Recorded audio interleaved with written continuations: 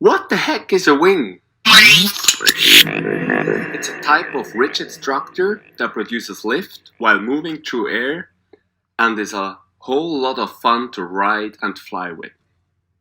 The greatest aspect of winging is that the board and wing are not connected to each other, so you can do the craziest tricks with it.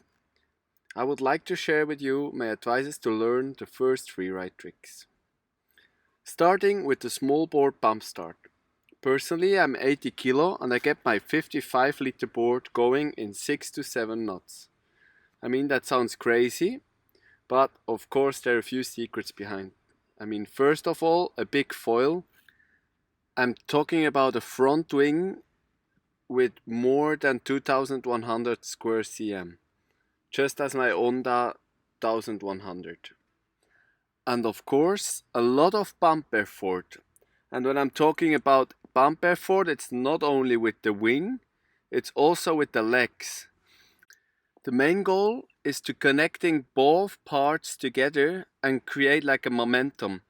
So the wings actually create the lift, like in pump foiling, in pump surf foiling. So for that, I'm using, of course, the wing, which I'm turning like circles.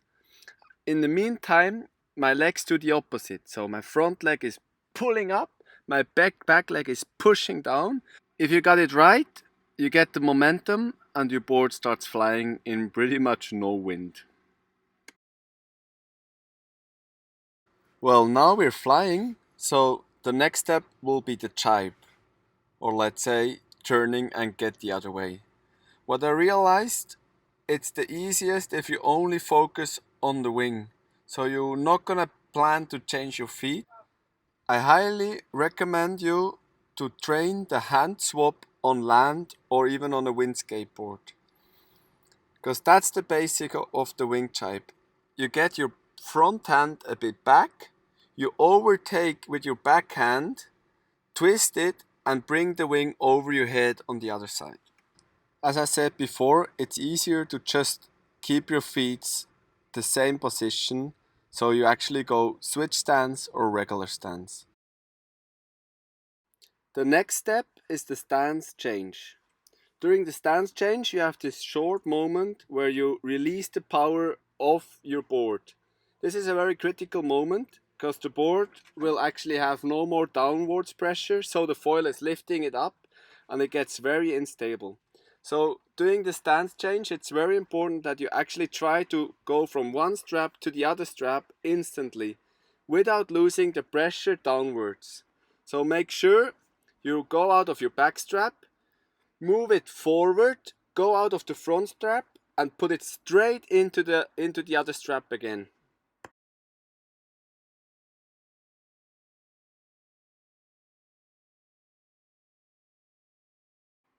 The upwind tack.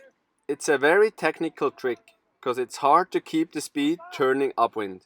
So most important is you know exactly what to do with your wing above your head. So first of all you bring it up into the neutral, and then it's very important that you turn the winglet from down above your head on the other side. The best technique is to do it with your underarm. You're pulling the underarm over to the other side.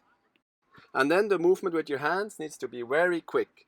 So it's very good, and I recommend you to train it on land or on the wind skateboard, so you know exactly where to turn your hands and how to twist it.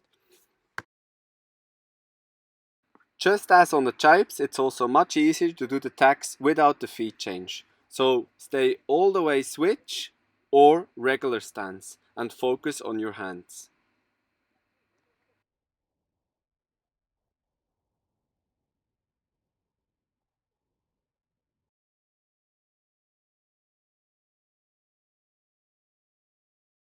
Next trick up is the duck gybe. For me, it's the easiest and best way to turn. Of course, it needs a bit of practice how to turn the wing from one to the other side. But with the duck gybe, you're constantly having pressure and power in the wing, and it's pulling you downwind around through the rotation. So, especially in light wind, it's the best way to fly through your turns.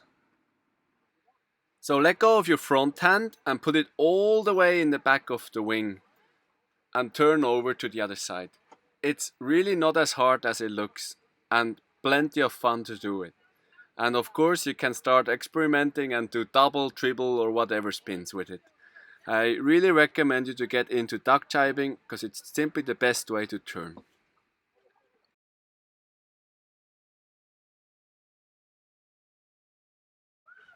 Downwind 360. Such a fun feeling. It makes you feel like a ballerina dancer on the water. And to be honest, it's simply just oversheeting the wing, getting it back, and turn around with your legs the board. Once you feel the backwind pressure, push your front hand through the wing and get it up again, and you have the power from the neutral wing and pull your sail around. The upwind 360 is a whole other story. I'm still struggling with this move because it's really hard to keep the speed going upwind. But give it a go and try to carve with your legs.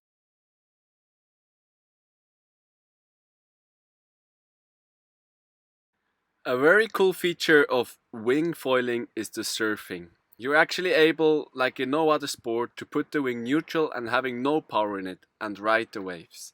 So to get into this surf position, you let go of your backhand, you put it onto the leading edge center handle and keep riding with the wing downwind of you, flying, hovering next to your board.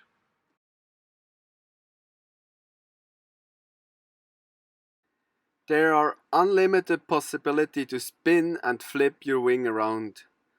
Take a look at my latest wing spins, wing spins, and I hope I can inspire you to try some crazy stuff with your wing. I hope you enjoyed my small tutorial, and as you can see, I was riding without the leash. It's maybe not the best idea, because if you lose your wing, you will not reach it anymore. But still, I like to ride without leash, because it's unlimited with the possibility, and I'm not getting tangled around, even if I'm riding clue first, like wing first, like wrong way. So I wish you a lot of pleasure on the water, and I'm hoping to cross you somewhere on a lake or the sea, sitting on your wingboard with a big smile on your face. I hope you liked my small tutorial, and keep riding and pushing hard on the water to bring this fantastic new water sport to new limits. Have a good one. Yep.